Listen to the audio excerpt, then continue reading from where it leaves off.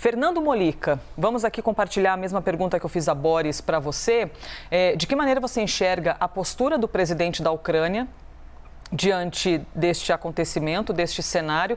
E rememoro aqui, não é? Relembro, de repente, para você que acabou de chegar à nossa programação, que o presidente ucraniano, não é, Molica, disse que a população que tivesse força, tivesse condição, que poderia, não só poderia, mas deveria se apresentar para lutar e combater. E quem tivesse armas teria liberdade para usá-la.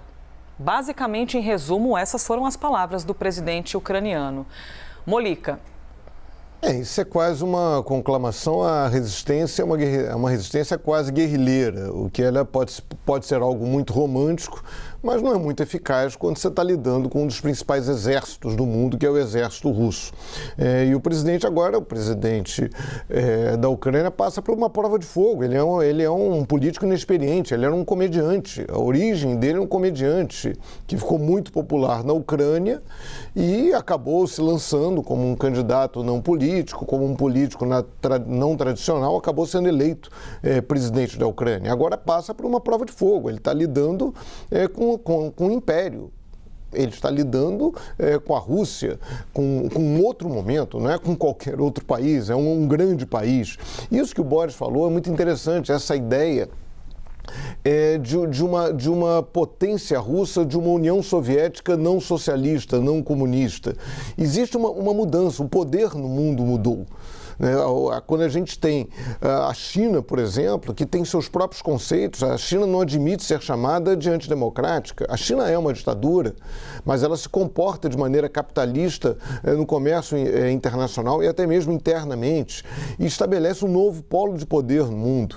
E agora a Rússia também, ela é um desafio à lógica das potências ocidentais, por mais que possamos contestar, por mais que não queiramos, que não desejemos esse tipo de um país autoritário, com valores que não são os valores mais democráticos, os valores de respeito às diferenças, inclusive em relação a minorias.